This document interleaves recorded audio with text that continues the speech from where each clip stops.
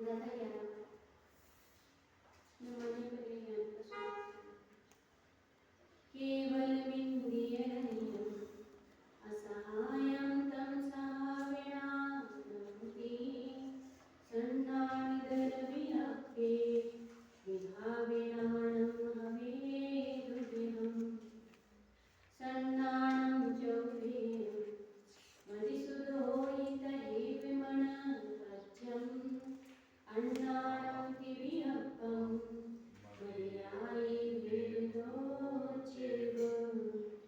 इंद्रियरहिते असहाये केवल महे स्वाभाविक ज्ञान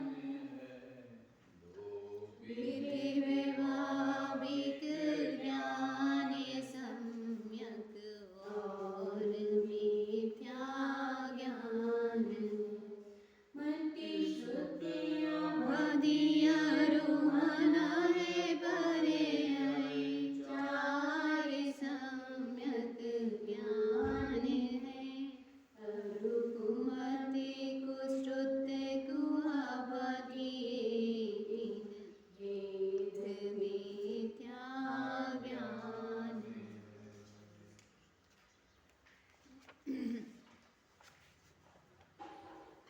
मति ज्ञान और शुद्ध ज्ञान का जो स्वरूप था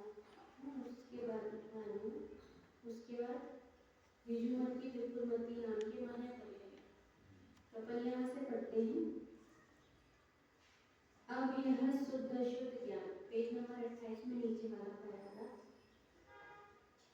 अब यह शुद्ध अशुद्ध ज्ञान का स्वरूप और भेद कहे जाते हैं।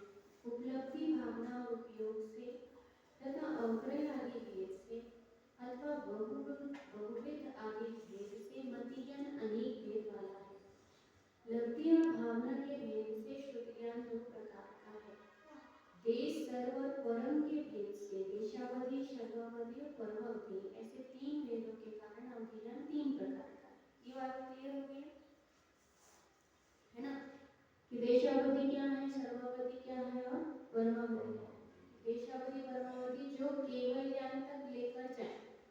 जो अवधि ज्ञान कब तक बना है, केवल ज्ञान होने तक बना रहे, उसको क्या बोलेंगे, सर्वावधि और परमावधि। और जो थोड़े समय बना रहे उसका नाम देशावधि। अब कहते हैं ये हुए अवधि ज्ञान के तीन प्रकार। किसके प्रकार है, अवधि ज्ञान। अब है मन पड़ेगा। तो कहा ऋजुमति और विपुलमति के भेद के कारण मन परिज्ञान दो प्रकार का है। मन परिज्ञान कितने प्रकार है, दो। कल एक प्रश्न भी आया था ना कि अवधि ज्ञान चार गति में मनुष्य गति में होता है नहीं, इसमें यह होता है विभंग का भी और इसका भी। मतलब अवधि ज्ञान के भी सारे प्रकार। अवधि ज्ञान होता है या नहीं होता, तो अवधि ज्ञान होता है।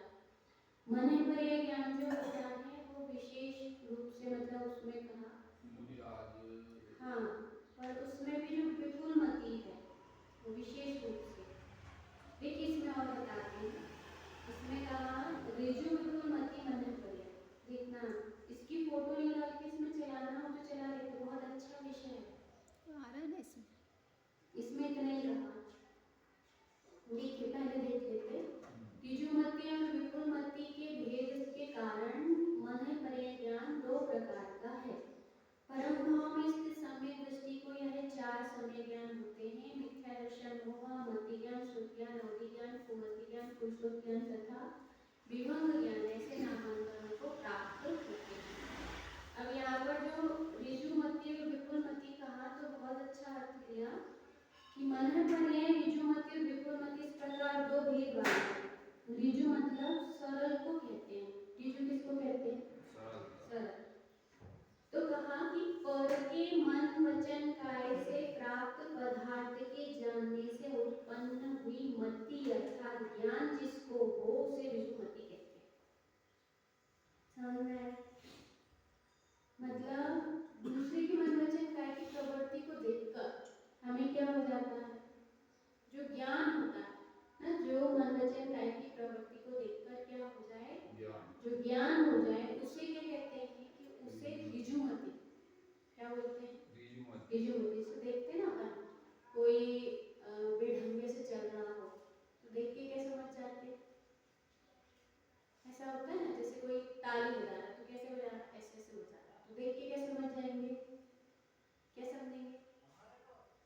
ये कौन सी गति से आया जाएगा?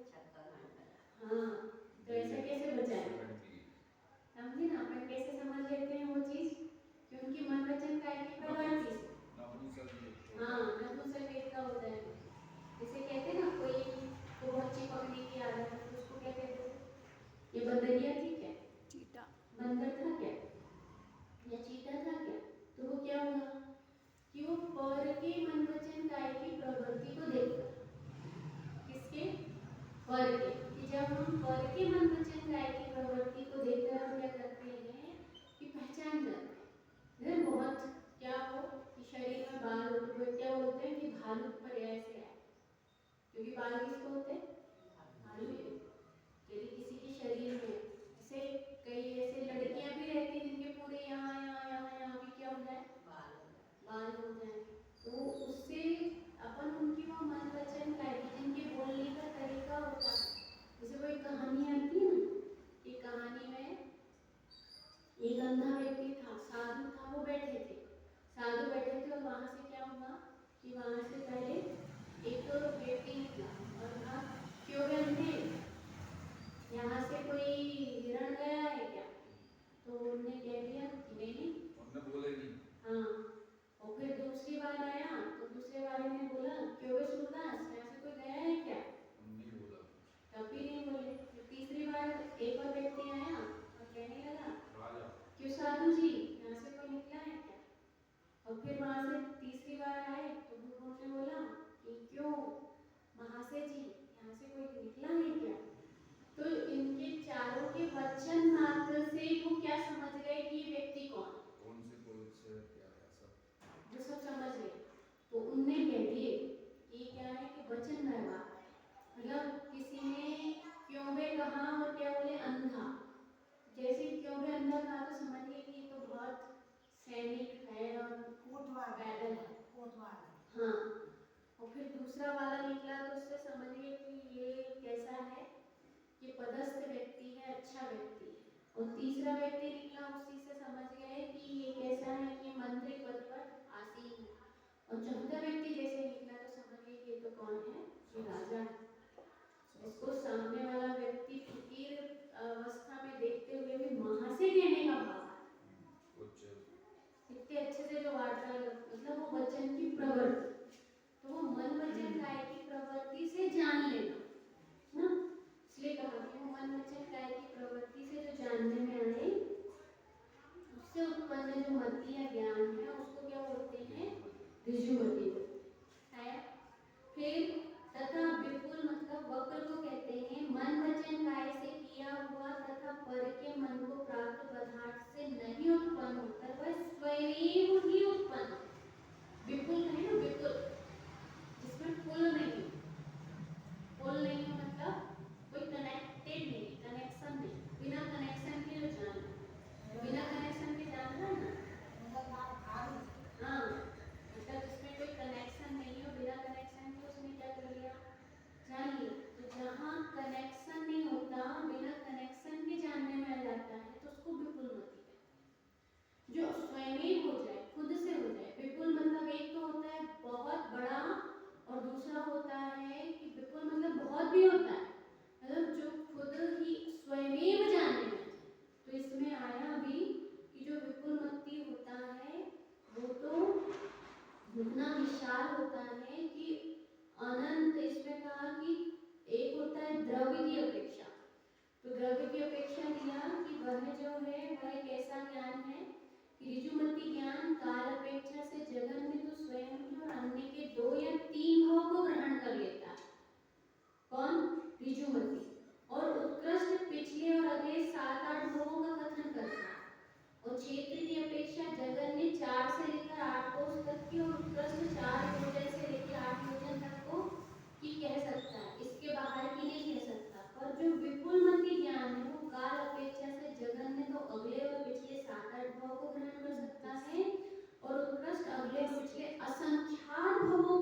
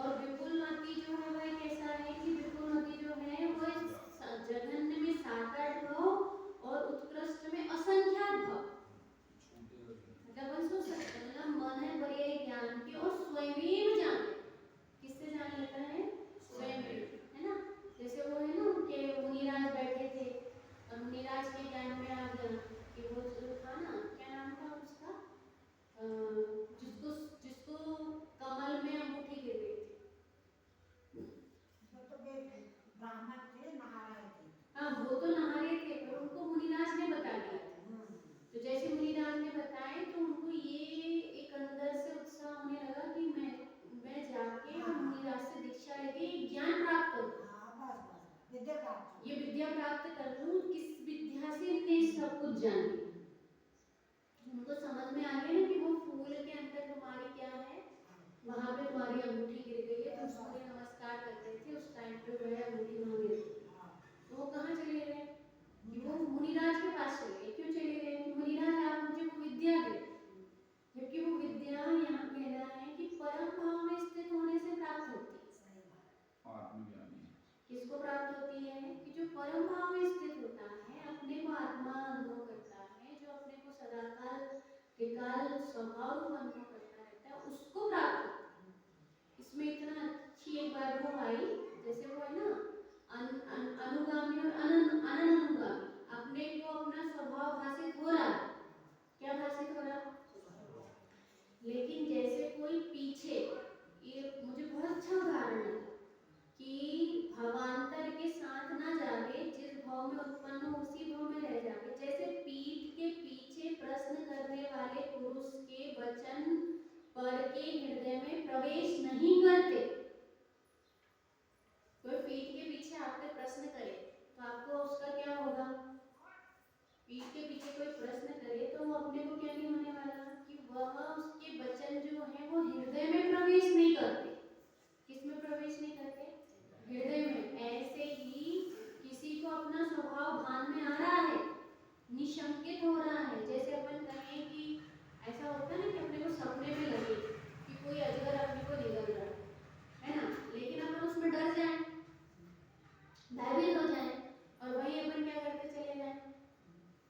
स्वभाव का अवलंबन करते चले जाए, है ना। वहीं पर हम यदि कहते ना दिन रात आत्मा का चिंतन, तो जिनके दिन रात आत्मा का चिंतन हो तो सांप आके अजगर आगे निगल भी जाए तो उसको क्या होगा? इस लोक का भय थोड़ी ना होगा, मरण भय थोड़ी ना होगा, आकाश के भय थोड़ी ना होगा। तो ऐसी चीज यदि नजर भी आ रही हो या भाषित भी हो रही है तो वो निशंक होने के लिए होती है। किस लिए होती है? निशंक होने के लिए। लेकिन हम निशंक नहीं होना चाहते, इसलिए तो कहते हैं क्षयोप संज्ञान न लग। जैसे ही समझ में आए कि इतने मरण हो रहे हैं तो उससे क्या समझ में आए कि मरण आने वाले हैं, हमारा भी मरण आने वाला है। तो आने वाला है तो हम क्या हो जाए? हम भयभीत हो जाए, हम डर जाए। तो कहना है क्या होना चाहिए कि मरण भय नहीं होना चाहिए। कौन सा भय नहीं होना चाहिए? मरण भय। क्यों? क्योंकि हम कौन है कि हम परम भाव में स्थित होकर देखें तो हमको अनादि अनंत जीव मान। कौन है हम? अनादि अनंत जीव मान। तो वो जो अनादि अनंत जीव है, हमें उसका भान होता है। अब बताओ इस लोक का भय, इस लोक में प्रतिष्ठा हमारी धूमिल हो रही, जा रही, उसको देख के अपने को क्या लगता है? क्या लगता है कि हमें इस लोक की जो हमारी प्रतिष्ठा थी, जो प्रभुता थी, जो महत्व था, वो घट रहा है। तो वो घटते हुए नजर आता है तो हम दुखी हो जाते हैं, हमें इस लोक का भय सताता है। हम बहुत सारे काम किस लिए करते हैं? किसके लिए करते हैं? इस लोक के भय के लिए करते हैं, अपनी प्रतिष्ठा खराब ना हो जाए इसलिए करते हैं। तो इसलिए हमें वास्तव में देखें तो क्या है कि वो इस लोक का भय। किसका भय? इस लोक का भय। तो इसलिए कहा, अब वो बताना उनको असंख्यात भाव ग्रहण होंगे तो उसमें क्या क्या नहीं दिखेगा। उनको कभी किसी ने अजगर में घुस गए होंगे, वो भी दिखा होगा। दूसरे के अजगर के भाव दिखे होंगे, तो दूसरे का कोई थोड़ा सा सांप भी आंख में दिख जाए तो ऐसे करके दमक जाए। खुद अजगर बने होंगे, वो भी देखा बिल्कुल देखा होगा, खुद अजगर का भाव दिखा होगा, भालू का भाव दिखेगा, सिंह का भाव दिखेगा। कुछ विशाल विशाल, मतलब विशाल विशाल भाव नजर आते होंगे, विशाल शेषनाग दिख जाए तो ये देख के अपन क्या हो जाएंगे? घड़ियाल का भाव नजर आ जाए, क्या नहीं दिखता होगा? तो जिसको वास्तव में भय रहित हुआ हो उसको ये चीजें भाषित होती। जो पहले भयभीत हो, जो पहले डरा दमा हो, तो डरा दमा वाले व्यक्ति नहीं देख सकते, होगा भी नहीं। तो जरा से बैंकर के थोड़ा सा प्रकोप समझ में आ जाए तो ही क्या हो जाए? तो ही दमक जाए, भले वो ज्ञान में भाषित हो रहा है। अपने को लगे कि कोई भूतनी हमको खींच रही है तो क्या हो जाए कि भूतनी खींच रही है, ऐसा सुन के, इसे समझ के हमको क्या हो जाए कि हम बड़े दुखी हो जाए, भयभीत हो जाए। क्यों हो गए हम भयभीत? इसका मतलब हमको क्या कहेंगे कि हमें मतलब भय से रहित वाला स्वभाव नजर नहीं आता।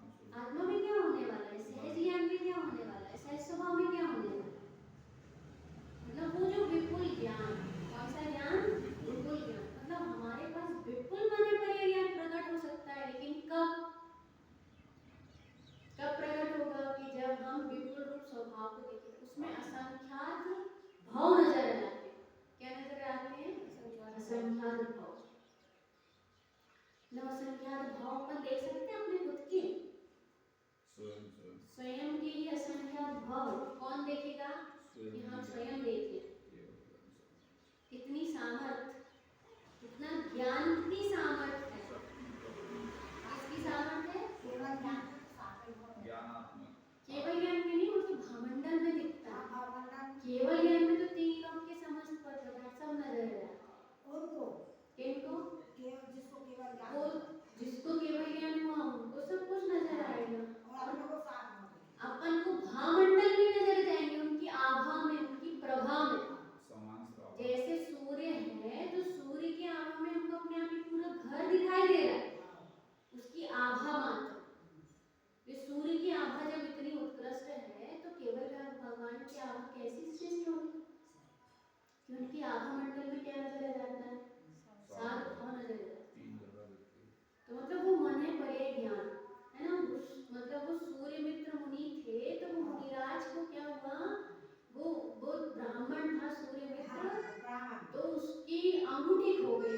तो वो जाके मुनिराज से पूछने लगा, तो मुनिराज ने कहे कि आप जाना, जहाँ कमल है, बहुत बड़ा कमल है, आप वहीं पर क्या कर रहे थे कि वहीं पर आप जल से सूर्य को क्या कर रहे थे, सूर्य नमस्कार कर रहे थे, तो आपको वहीं मिल जाए। तो वो गए, वो कमल कैसा था, बंद हो गया था। जैसे ही गए तो वो कमल खिला, और कमल खिला और उन्होंने क्या करे, अंगूठी उठाया और आ गए और आके मुनिराज के चरणों में बैठ गए। मुनिराज ये विद्या दे दो। कहने लगे मैं अंगूठी बनाता हूँ, और वो बहुत कीमती, बेशकीमती नग था। किसका? राजा का बेशकीमती मोती था, और उसमें उसको जड़ने के लिए कहा गया। तो वो कहने लगा सुनार की, अरे मेरे से तो बहुत बड़ी गलती हो गई, राजा मुझे तो क्या करता, काट के फेंक देता, फांसी लगा देता, यदि मैं उसकी अंगूठी उनको वापस नहीं दे पाता। और जैसे ही उन्होंने जाके मुनिराज से पूछी तो मुनिराज के चरणों में नत हो गए और कहने लगे मुझे वही विद्या चाहिए। तो मुनिराज ने कहा ऐसी नहीं मिलेगी वो विद्या, पहले मुनिराज बनो। हाँ, तुमने तुरंत घर गया, सब लोग से कहा थोड़े दिन में जाऊंगा वापस, चिंता मत करना, विद्या लेके जा रहा हूँ, ये अच्छी है। विद्या लिया और वापस घर आ जाऊंगा। सबने कहते चल जाओ ले आओ। और जैसे ही गए और जाके वहाँ पर क्या हुआ कि जब वहाँ पे अध्यात्म पढ़ना शुरू किया, अध्यात्म का ज्ञान हुआ, तो अध्यात्म के ज्ञान से इतना आनंद आया, इतना आनंद आया कि वो विद्या आ भी गई और उसकी ओर लक्ष्य ही। तो मोक्ष की प्राप्ति कर ली। अब फिर बताओ घर वाले आए होंगे, चल रहे थे वापस, तो क्या बोले उनने कि नहीं मेरे को तो क्या हो गया, मेरे को तो संसार का सही भान हो गया, संसार का सही ज्ञान हो गया। निज घर की प्राप्ति। हाँ, जब मुझे इतना कुछ मिल गया तो मैं क्या जाऊंगा कहीं, मैं क्या जाऊँ घर वापस, क्योंकि मुझे क्या हो गया है कि मुझे अध्यात्म का सच्चा ज्ञान प्राप्त हो गया। मतलब स्वभाव इतना उत्कृष्ट है, इतना सर्वश्रेष्ठ है। अभी अपने को हो जाता किसी के मन वचन काया की प्रवृत्ति से ज्ञान, तो ऋजुमति ज्ञान तो उत्कृष्ट बने, फिर मुनिराज को कैसे होता, अपने को हो जाता ना। जैसे कोई बोल रहा हो तो समझ जाते थे आप गुस्से में, किसी के वचन पापा गुस्से में है कि अच्छे कैसे पता करता है कि बॉडी लैंग्वेज पापा को देख के पता चल जाता है, पापा को देख के ही पता चल जाता है कि आज ये कदम कैसे से भी पता चल जाता है। है ना, उनकी कोई प्रवृत्ति, उस प्रवृत्ति से भी मेरे को क्या हो जाता है कि आज इनका मूड कैसा है वो समझ में आता है ना। वो मतलब वहां पर जब उसका ज्ञान हुआ है वो तो हो गया ऋजुमति मने पर, मतलब दूसरे की मन वचन काय की प्रवृत्ति की आवश्यकता पड़े और मन वचन काय को देखकर हम समझ जाएं कि इनकी क्या है। तो ऐसा कहना है कि जो मुनिराज होते हैं वो मन वचन काय की प्रवृत्ति को देखकर भाव बता देते कि इनका पूर्व भाव क्या है।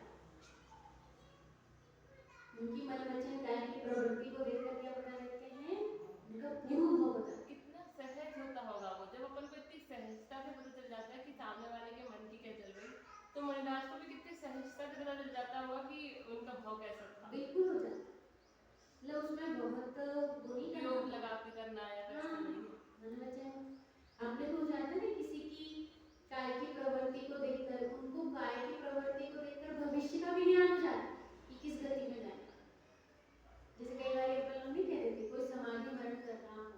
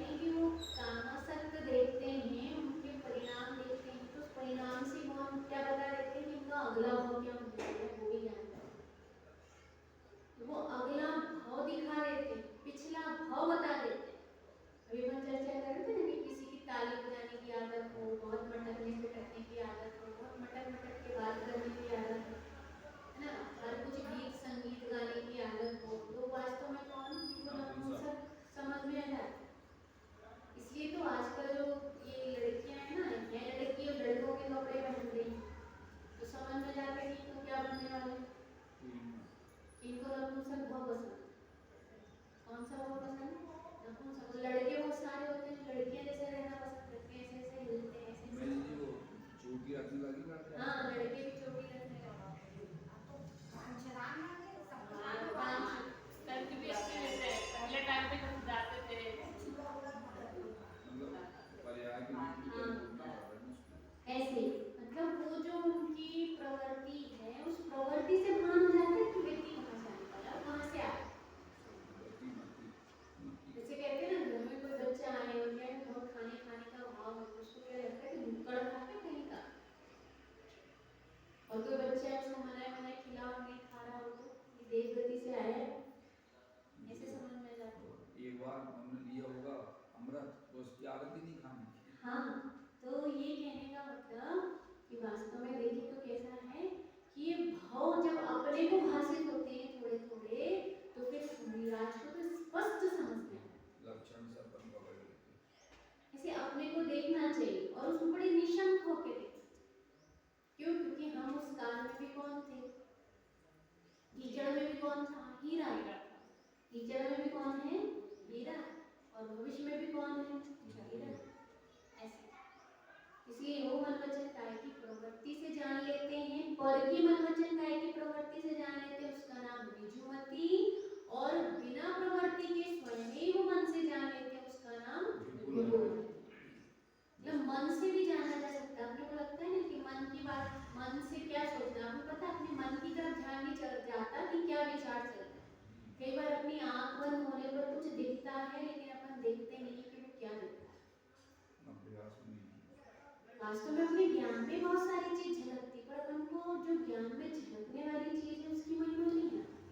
अपना मन ही अपने को बहुत सारी बात बता। राजन जी बता देते थे छलमस्ते। रायचंद जी को कहते थे कि 700 भाव का भान हो गया, जाति स्मरण में नहीं हुआ, होता ही गया, उनको ज्ञान हो गया, चारों गति में होता है ज्ञान, तो हो गया। मतलब हमारे मन में क्या चल रहा है, हम उसको भी समझने की कोशिश करें। हमारे आंखों में क्या चित्र दिख रहे हैं, उसको भी समझने की कोशिश करें कि हमको दिखता क्या और हमारे विचार में आता क्या आया। क्यों? क्योंकि ज्ञान से ही सब कुछ जाने। किससे? कि ज्ञान स्वयं ही बहुत चीज बताता है। अब उसका अर्थ हम नहीं बता पाए, अर्थ समझने की कोशिश करें तो समझ में आता है। आया? इसलिए कहते हैं कि स्वप्नों का भी फल होता है। हाँ, जैसे वो आलू है, अब सुबह सुबह उठ के देखना कुछ दिखता है आपको, तो आलू है, आलू का वो कहते थे ना ऐसे बनाओ, तो उसमें कुछ भट्टे में चित्र दिखाई देते थे। किसी को भट्टे में गणपति दिखे, तो भट्टे में वो जो बीज थे ना, टमाटर में दिखे, उसमें दिखे, तो ऐसे ही कुछ नजर आए। तो उससे अपन को समझना चाहिए कि वास्तव में ये निगोदिया भाव से निकला हुआ चीज, ऐसा भी समझ में आ जाता है। मतलब मुनिराज को जो ये जी और कैसा है कि ये निगोद मतलब यह अनंत काल में नहीं जाने वाला चीज है, ऐसा भी। एक शरीर, एक निगोदीय शरीर के आश्रित कितने जीव रहते हैं? अनंत जीव। मतलब वो जीव कैसा है कि मोक्षगामी जीव। कैसा जीव है? मोक्षगामी। बताओ मुनिराज को कैसे कैसे समझ में आ जाता है, कैसे भाव ज्ञान से ज्ञान समझते ज्ञान में इतनी शक्ति है। आया ऋजुमति और विभुमति। ठीक, इसमें असंख्यात भावों का क्या हो जाता है? ज्ञान ग्रहण हो जाता है। और कितने कोष तक का कहा कि 4-8 योजन से लेके मानुष्योत्तर पर्वत के अंदर तक का भी कह सकता है बाहर का। विपुल विपुल का 45 लाख योजन। हाँ, तो वही ऋजुमति जो है 45 लाख योजन में मानुष्योत्तर पर्वत आ जाएगा ना, तो मानुष्योत्तर पर्वत तक के ज्ञान को कह सकता, ऐसा ऐसा ज्ञान। और किससे प्राप्त होता है? वो विशुद्धि से प्राप्त होता है। अगला सूत्र है विशुद्धि प्रतिपाद्य तद विशेषण, मोक्षगामी। कि वो भी बहुत अच्छा है कि वह जो जीव है वह कैसे विशुद्धि से ज्ञान में आता है। और फिर कहा अप्रतिपाद्याभ्याम, मतलब वो गिरता नहीं है। प्रतिपाद्याभ्याम मतलब होता है गिरना, और अप्रतिपाद्याभ्याम मतलब होता है नहीं गिरना। मतलब वृद्धिगत करते हुए मोक्ष चले जाते हैं। हाँ, इतनी उज्ज्वलता, इतनी विशुद्धि, पर इतनी विशुद्धि से बिरले जीव को होता है, ये सबको तो नहीं होता। नहीं हो सकता, विशेष कर से मतलब मुनिराज आदि जो है, सबको नहीं होती है। जिनवाणी में ही आया। सबको पेड़ों को ही होता है। कुछ मोक्ष भी चले गए और नहीं हुआ उनको ये बात है। देखो इसमें लिया किसको होता है? मने बड़े ज्ञान का स्वामी तो ब्रह्मत्व गुणस्थान से लेकर क्षीण कषाय गुणस्थान तक के संयमी ही होता है। उसमें भी उत्तम चारित्र वाला ही होता है, उसमें भी वर्धमान चारित्र वाला ही तो उसमें होता नहीं। है। वर्धमान चारित्र। उसमें भी सप्त रिद्धि में से किसी रिद्धिधारी हो उसी को होता है, अन्य को नहीं होता। नहीं होता, वही बात। उनमें भी किसी किसी को ही होता है, सभी रिद्धिधारियों को नहीं होता। तथा अवधि ज्ञान है वह चारों ही गतियों के जीवों को हो सकता है। इस प्रकार स्वामी के वेद से भी इन दोनों में अंतर है तथा विषय की अपेक्षा भेद है, उसका कथन आगे करें। मतलब कहने का मतलब है कि रिद्धिधारी मुनिराज को होता है, या फिर अपन कहें कि उत्तम चारित्रवान को होता है, या वर्धमान चारित्र वाले। वर्धमान चारित्र वाला मतलब चारित्र से जिसका चारित्र बढ़ता चला जाता है। अपने पढ़े ना, जिसकी विशुद्धि बढ़ती चली जाए। मतलब अपन ऐसा नहीं सोच सकते कि अपने को नहीं हो सकता। मतलब अपन यदि विशुद्धि बढ़ाते चले जाए तो अपने को भी हो सकता। मना कल्याण। हाँ, करना क्या, अपन को केवल ज्ञान चाहिए बस। भावी वो मने पड़े ज्ञान तो उसकी सीढ़ी है, मतलब बीच में है। वो सीढ़ी नहीं, पर इतना बीच में चार उपाध्याय साधु टाइप है। क्या मुश्किल चीज नहीं है पर आसान भी नहीं है। व्यक्ति से मोबाइल देखने में छूटा जा रहा तो ध्यान क्या करेगा? वो जिनको लक्ष्य नहीं रहेगा यही तो होगा। कहना है कि हम अपने मन को जानते ही नहीं है। हमारा मन बहुत चीज बताता है, हमारा शरीर बता देता है। हमको कोई चीज, हमको आज यदि खाने में कुछ अच्छा नहीं लग रहा और कुछ खाते हैं तो कुछ अच्छा सा लगा तो समझ जाते हैं ना कि इससे हमारा हमारा मतलब अच्छा लगा। तो क्यों होता है? जैसे उल्टी का मन होता है गाड़ी वालों को, थोड़ी सी नींबू सूंघ लो तो क्या होता है? अच्छा लगता है। क्यों हो गया? शरीर की और वो शरीर में बता रहे हैं कि आपको इससे आराम मिलेगा। तो ऐसे कहना है कि हमारा जो मन वचन काया, दूसरों का मन वचन काया से हमको भी बहुत सारी चीज प्रतिभाषित होती है। अभी कह रहे थे ना किट्टू की अपने को हो जाता है जब ये सारी चीजें, तो भी मने पर ये ज्ञान में क्यों नहीं होता है? मतलब ये है सत्य, ये तो समझना चाहिए कि असंख्यात भाव का भी क्या हो जाता है कि प्रमत्त और अप्रमत्त गुणस्थान में कहा, किसमें कह दिया? प्रमत्त। अब वो जो नागश्री का भाव बताने वाले जो उनके मामा जी थे पूर्व भाव के, तो उनने कैसे बोल दिए कि तू मेरी कौन है? पूर्व भाव की भांजी। भांजी नहीं, भांजा। जो भी रहा हो, लड़का लड़की हो, मतलब तू मेरे पूर्व भाव का संबंधी है। तो वो पूर्व भाव का संबंधी है कह दिया। और वो एक कहानी आती ना, उसमें भी बताए थे कि उनको भान हो गया था। वो सियालनी एक छप्पर थी, उस छप्पर में उन्होंने सियालनी का जो चमड़ा था वो रख के आए थे।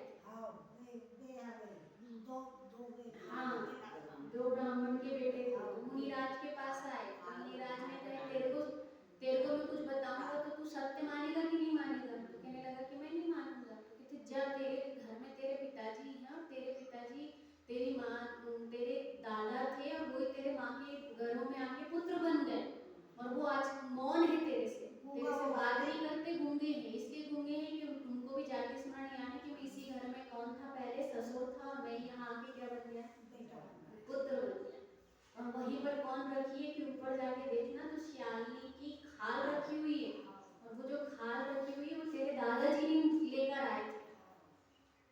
तो जैसे बताया तो वहाँ खाल भी थी, वो भी थे, वो गूंगे थे, और उन्होंने जैसे बोले कि तुमको ये बात किसने बोली, तो वो बोल पड़े और आगे उन्होंने दीक्षा ली, और दीक्षा लेके वो चले। उसको आत्म कल्याण भी लगा मतलब बहुत सारे जीव यही मानने तैयार नहीं है कि ज्ञान में इतनी अतिशयता है, जब हमारा ज्ञान इतना प्रस्फुटित हो सकता है। पर ज्ञान के लिए तो हमको लगता है, पर निज ज्ञान के लिए क्या नहीं लगता, उसकी